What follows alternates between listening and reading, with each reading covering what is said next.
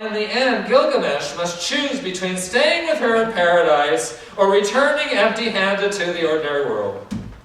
It was not until further fragments were recovered still later on that the alluring Mua was actually shown to be entirely a misinterpretation, and that, honestly considered, there was no such romantic woman interest anywhere in the story. However, the instincts of the early writers on Gilgamesh were not entirely off the mark, for practically everywhere the text is indeed saturated with themes of romantic love, and all the major actions in the story do indeed revolve about a, quote, love interest, unquote. The similarity of Gilgamesh to other great romantic heroes is actually quite strong in this regard, and certainly even a rudimentary understanding of his story is impossible without seeing it as a romance in the full sense. This simple fact can pose a dilemma for the modern reader attempting to understand this ancient story, however, in that it requires facing a modern taboo against the type of love interest Gilgamesh shows. Especially to the translators of the Victorian era, this love, homosexual in nature, was, quote, not to be spoken of among Christians, unquote, at all. So it was completely passed over, and a corrective, quote, normal, unquote, love interest was substituted. Excuse me. However, as the storyline of Gilgamesh makes quite clear, one of the first great romances in literature was between a king and a man from the countryside. As the story opens, Gilgamesh is the king, but immature, his nature unfulfilled. In response, the gods create his, quote, other half, unquote, Enkidu, out in the wilderness. Quote, the man as he was in the beginning, unquote. And when the two first meet, they fall deeply in love. Indeed, on the spot, their feelings commit them to a total union, both physical and eternal. Their bond is special. It is described as a, quote, friendship, quote, companionship, quote, brotherhood, specifically repeatedly compared to that of, quote, husband and wife, unquote, and confirmed in a formal, sacred, ritual ceremony by the high priestess of the city, Ninsun, in which she legally adopts Enkidu as her second son. He is initiated into the ranks of the love priestesses of the goddess Ishtar, an elevation of his role as the, quote, wife, unquote, of Gilgamesh, to the plane of the sacral, the only level of intercourse commensurate to the stature and dignity of the king. Their union is celebrated and honored by the entire city, and from then on they are together constantly, and they, quote, embrace, unquote, often. Gilgamesh places Enkidu in the, quote, bed of honor, unquote, and, quote, on the peaceful seat at his left hand, unquote, where, quote, the world's kings, unquote, will kiss his feet as well as those of the sovereign.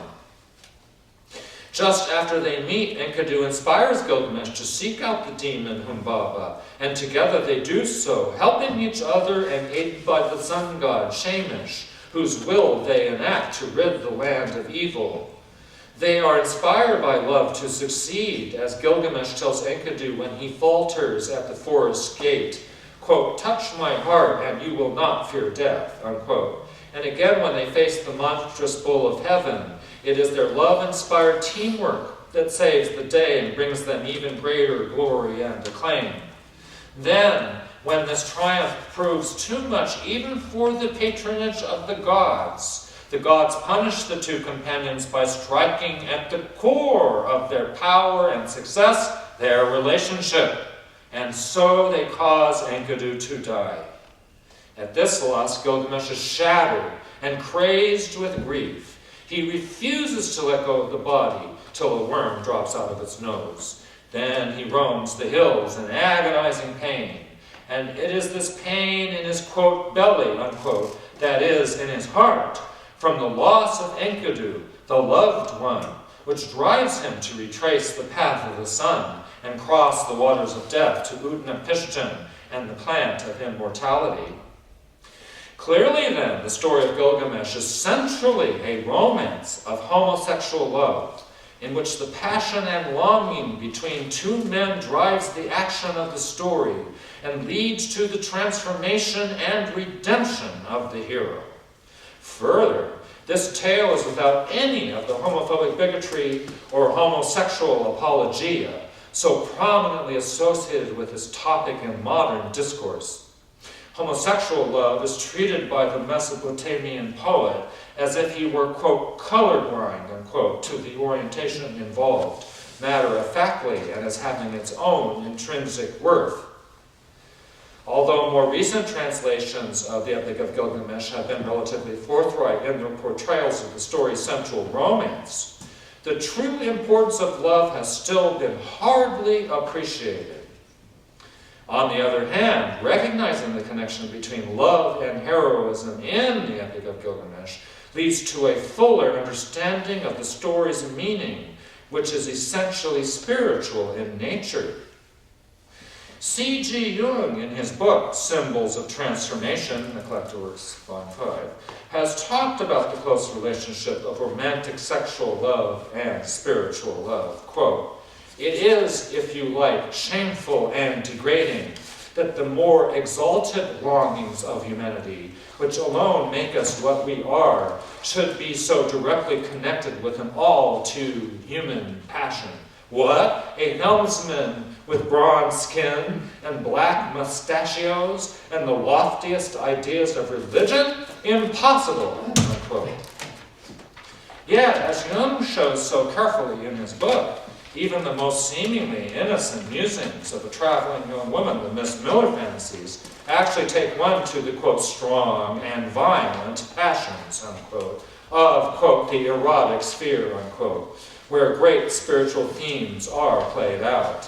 Sexual eros produces the most intense arousal of the libido, the, quote, force of desire and aspiration, unquote, that powers the psyche, the mind. Through transformations of the libido, realization of God through the human personality can occur. This is the sort of story we are dealing with in Gilgamesh. Libido is transformed, in this case through a homosexual love saga. In Miss Miller's story, it was a chance encounter with a handsome Italian officer on a cruise ship that inspired her musings. In the case of Gilgamesh and his adventures, it was a man from the countryside, Enkidu.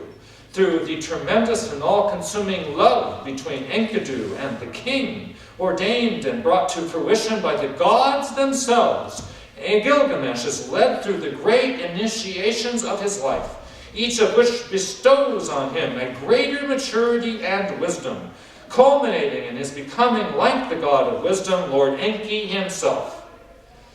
All this Gilgamesh is led to accomplish because it is his fate written on the tablets of Father Enlil, Lord of the Air.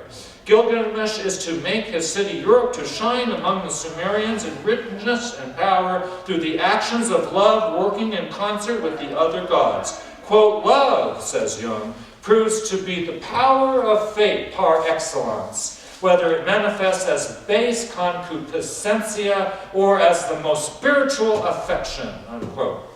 In the case of Gilgamesh, it carries him on the impossible journey, quote, "to where Shamash rises," unquote, to the other side of death, and to Utnapishtim, the immortal sage from before the flood, who lives in the paradisal land at the center of the watery abyss.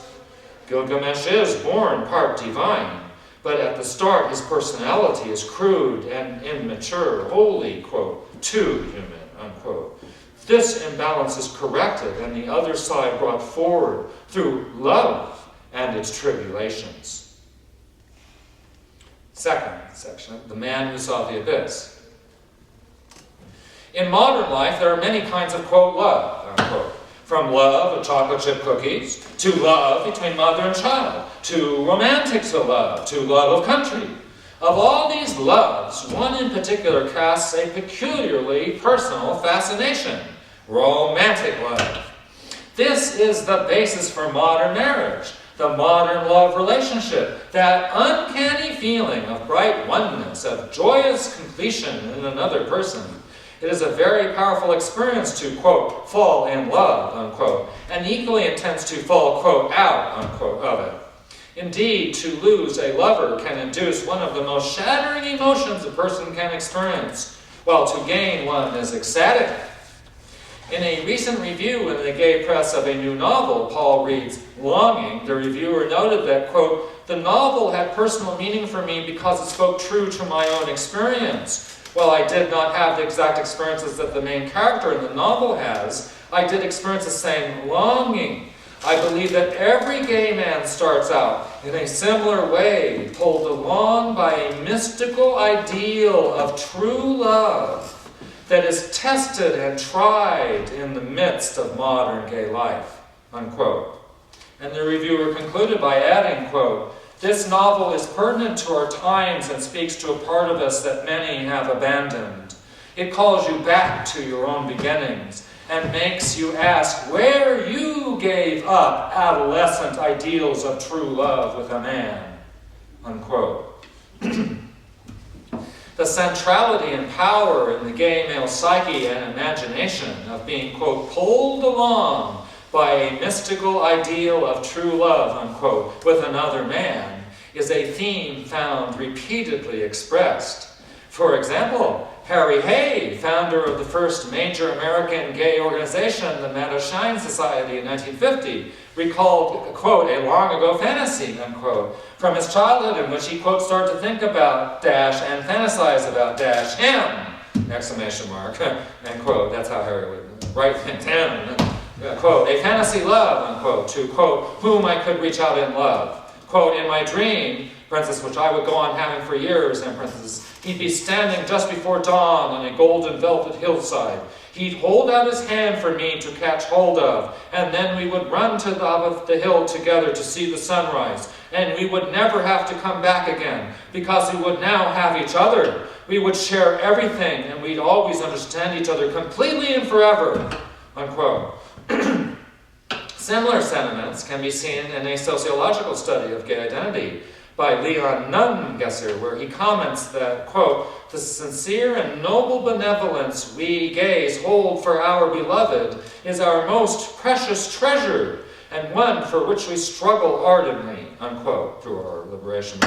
Indeed, in a study of homosexual themes in Western literature, Baron Fone says, quote, perhaps the primary theme of homosexual literature, the central metaphor which governs the homosexual imagination, is the search for the other self, the mirror image, the ideal friend, the manly comrade, the understanding soul. Here is the source which would inspire generations of gay writers to search for the understanding heart, unquote.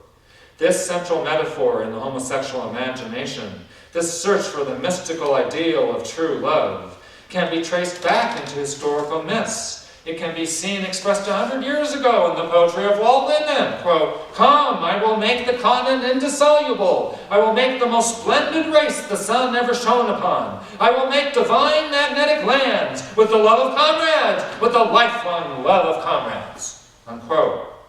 More than half a millennium before Whitman, Saint Alred of Rivolo, 1110 to 1167, said of love between men, quote, it is, in fact, a great consolation in this life to have someone to whom you can be united in the intimate embrace of the most sacred love, in whom your spirit can rest, to whom you can pour out your soul, who weeps with you in sorrow, rejoices with you in joy, and wonders with you in doubt, whom you draw by the fetters of love into that inner room of your soul, in the embrace of love and the kiss of unity, with the sweetness of the Holy Spirit flowing over you, to whom you so join and unite yourself that you mix soul with soul, and the two become one, unquote. That's from John Bosman. However, the most influential statement on the mystical ideal of homosexual romantic love is to be found some 1,500 years before St. Aelred in the writings of Plato.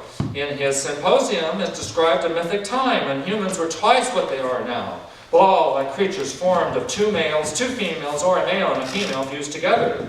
When Zeus split these creatures in half, he thereby created love. Quote, men who are a section of that double nature which was once called androgynous are lovers of women, but they who are sections of the male follow the male, and while they are young, being slices of the original man, they hang about men and embrace them, And these, when they grow up, become our statesmen and our lovers of youth. And when one of them meets with his other half, the actual half of himself, the pair are lost in an amazement of love and friendship and intimacy, and one will not be out of the other's sight, as I may say, even for a moment. Suppose Hephaestus said to them, quote, "Do you desire to be wholly one, always day and night, and one with his company? For if this is what you desire, I am ready to melt you into one, and while you live a common life as if you were a single man, and after your death in the world below, still be one departed soul instead of two."